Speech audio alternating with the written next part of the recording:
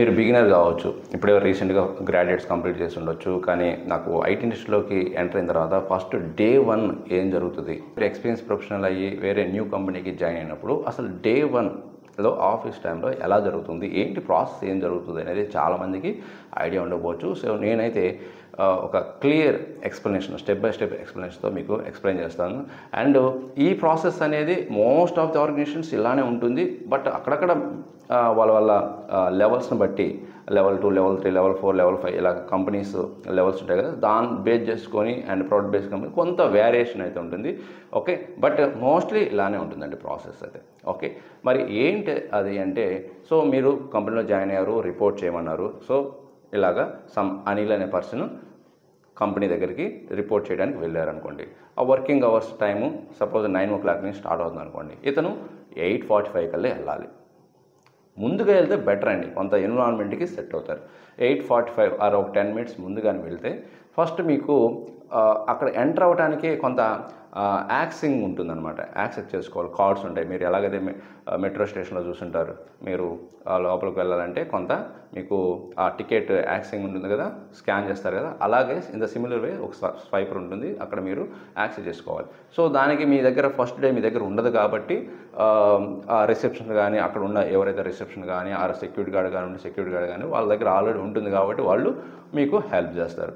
వెంటనే మీరు check in అవుతారు. ఓకే, సో ఎంటర్ అవుతారు. ఎంటర్ అయిన తర్వాత మీరు కాంటాక్ట్ అవ్వాల్సింది సమ్ హెచ్ఆర్ పర్సన్ కాంటాక్ట్ అవుతుంటారు. జనరల్గా హెచ్ఆర్స్కి ఎక్కువ కాంటాక్ట్ అవుతుంటారు, ఎందుకంటే డైరెక్ట్గా వెళ్ళి టీంలో కూర్చోరు కదా, మీరు ఎవరో తెలియదు కదా. సో అలాగా మీరు హెచ్ఆర్ని ఫస్ట్ కాంటాక్ట్ అవుతారు. అండ్ సో కంపెనీ యొక్క వర్కింగ్ అవర్స్ ఏంటి, కంపెనీ యొక్క పాలసీస్ ఏంటి, అండ్ ఎలాంటి బెనిఫిట్స్ ఉన్నాయి, హాలిడేస్ ఎన్ని ఉంటాయి, ఇవన్నీ కూడా కొంత ఎక్స్ప్లెయిన్ చేయడానికి కొంత బ్రీఫ్గా అయితే మీకు ఎక్స్ప్లెయిన్ చేస్తారు. నెక్స్ట్ మీకు ఐడి కార్డ్ ఆల్రెడీ రెడీ చేసి ఉంటే ఐడి కార్డ్ ఇవ్వటము, మీ సీట్ ఎక్కడ, ఓకే ఎక్కడ కూర్చోవాలి ఏంటి అనేది మీకు, ఇదిగో మీ డెస్క్ ఇది, మీ వర్క్ చేసే ప్లేస్ ఇది, వర్కింగ్ ఏరియా అని మీకు చూపిస్తారు. అండ్ నెక్స్ట్ ఏంటంటే ఇక టీమ్, ఎవరైతే మీరు ఏ టీంకి అయితే మిమ్మల్ని అసైన్ చేశారో ఆ టీమ్ లీడ్తో, ఆ టీంతో ఇంటరాక్షన్ అండ్ ఇంట్రడ్యూస్ చేస్తారు. ఇన్ కేస్ మీకు సిస్టమ్ ఆర్ ల్యాప్టాప్ లేకపోతే వాళ్ళు మీకు ఆ వెల్కమ్ కిట్ కూడా ప్రొవైడ్ చేస్తారండి. మీకు ఏవైతే ల్యాప్టాప్ కానీ సమ్ కంపెనీ ప్రొవైడ్ చేసే స్వాగ్ కానీ అన్నీ కూడా మీకు ప్రొవైడ్ చేస్తారు. నెక్స్ట్ ఏం చేస్తారంటే, ఇది చాలా క్రూషియల్ స్టెప్ అండి. ఏదైతే ఐటీ సెటప్, మీ యొక్క వర్క్కి సంబంధించింది ఐటీ సెటప్ చేస్తారు.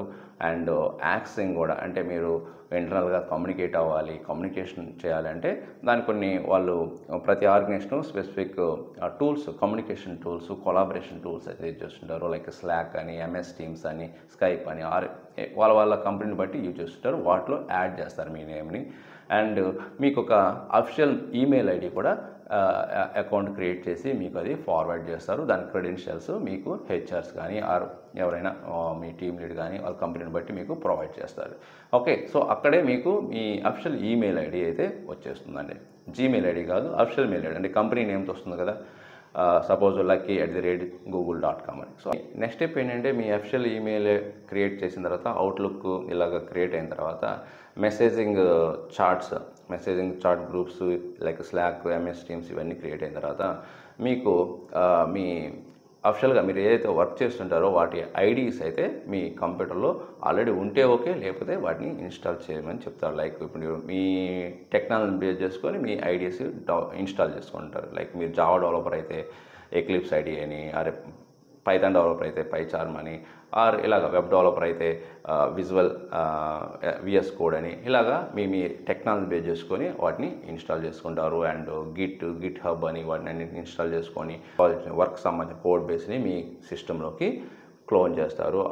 ఏవైతే ప్రీ రిక్వైర్డ్ ప్లగిన్స్ కానీ, టూల్స్ కానీ, థర్డ్ పార్టీ టూల్స్ కానీ ఏవైతే అవసరమవుతాయో అవన్నీ ఆల్రెడీ ఇన్స్టాల్ చేసి ఉంటే ఓకే, లేకపోతే మీరు ఇన్స్టాల్ చేసుకోవాల్సి వస్తుంది. ఆ నెక్స్ట్ స్టెప్ ఏంటంటే, ఏదైతే మీకు ప్రాజెక్ట్ సంబంధించిన డేటాని మీరు వన్స్ ఇన్స్టాల్ చేసుకున్న తర్వాత మీకు ఆ కోడ్ బేస్ రిపాజిటరీస్ అనేవి మీ దాంట్లోకి యాక్సెస్ చేసుకోవాలి. ఆ కంపెనీలో ఏవైతే మీరు స్పెసిఫిక్ ప్రాజెక్ట్కి అసైన్ చేసి ఉంటారో ఆ సంబంధించిన గిట్ రిపాజిటరీని మీరు యాక్సెస్ చేసుకోవాలి. నెక్స్ట్ స్టెప్ వెరీ ఇంపార్టెంట్ అండి. మీకు ఏవైతే టాస్క్ అసైన్ చేస్తారో, ఎక్కడి నుంచి అసైన్ చేస్తారంటే, మీకు వర్క్ అసైన్ చేయడం కానీ, మీ గ్రూప్స్లో మీ వర్క్ ఎంతవరకు వచ్చింది అన్నీ ఒక సైక్లింగ్ ప్రాసెస్ అంతా చెక్ చేసేది ఏంటంటే project management tool or task management tool అని ఉంటుంది. లైక్ జీరా కానీ, ఆసనా కానీ, ఆర్ట్రోలియా కానీ ఏదైనా యూజ్ చేస్తుంటారు. మోస్ట్లీ ఏంటంటే జీరా ఎక్కువగా యూజ్ చేస్తుంటారు. ఆ జీరా నుంచి మీరు మీ అకౌంట్ క్రియేట్ చేసుకొని అండ్ అక్కడి నుంచి మీకు మీ టాస్క్, మీ లీడ్ అనేది మీకు అసైన్ చేస్తుంటారు. మిమ్మల్ని కూడా యాడ్ చేస్తాడు అక్కడ. ఓకే, ఏదైతే మీ గ్రూప్ టీమ్ ఉంటుందో అక్కడ మీకు యాడ్ చేస్తాడు అండ్ స్పెసిఫిక్ టాస్క్ ఎవ్రీడే మీకు అక్కడ నుండి జీరా నుండి అయితే మీకు ప్రొవైడ్ చేస్తుంటారు. And at the same time మీకు కొంత యాక్సెసింగ్ కూడా ఇస్తుంటారు. డాష్ బోర్డ్స్ కానీ, ఆ స్ప్రింట్స్ కానీ మీరు యాక్సెస్ చేసుకొని మీ టాస్క్ ఏంటనేది మీరు చెక్ చేసుకోవచ్చు. అండ్ వాటిని స్పెషల్గా డ్యూరేషన్ అని ఉంటుంది. ఒక్కొక్క స్ప్రింట్కి, ఒక్కొక్క టాస్క్కి 7 days అనో, 2 weeks అనో, 3 weeks అనేలాగా వాళ్ళ కంపెనీని బేస్ చేసుకొని ఆ స్ప్రింట్ డ్యూరేషన్లో మీరు ఇచ్చిన టాస్క్ని కంప్లీట్ చేసి మళ్ళీ అది రివ్యూకి వెళ్తుంది. అండ్ నెక్స్ట్ ఏంటంటే అది సబ్మిట్ చేస్తుంటారు. సో ఇలాగైతే వర్క్ ఫ్లో అయితే ఉంటుందండి. వన్స్ మీరు డే 1 ఆఫీస్లో ఎంటర్ అయిన తర్వాత డే 1 నుంచి మీకు వర్క్ ఇస్తారు అనేది నేను చెప్పడం లేదు. ఎందుకంటే డే 1లో ఎవరు వర్క్ అయితే అసైన్ చేయరు.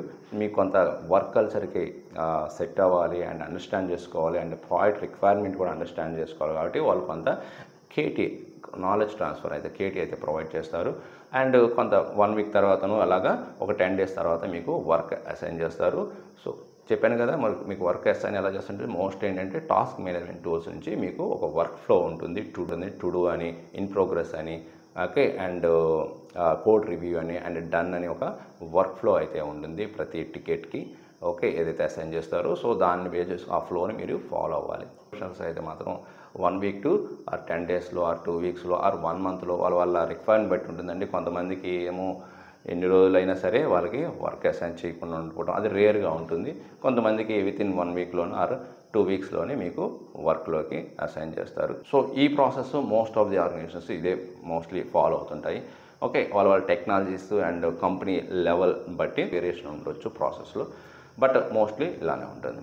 ఓకే, సో మీకు ఇంకా స్టిల్ ఏదైనా డౌట్ ఉంటే సో కామెంట్ రూపంలో తెలియచేయండి. అండ్ ఈ కంటెంట్ నచ్చితే మాత్రం మర్చిపోకుండా లైక్ చేయండి అండ్ మీ ఫ్రెండ్స్ అందరికీ కూడా షేర్ చేయండి. ఇది చాలామందికి హెల్ప్ అవుతుంది.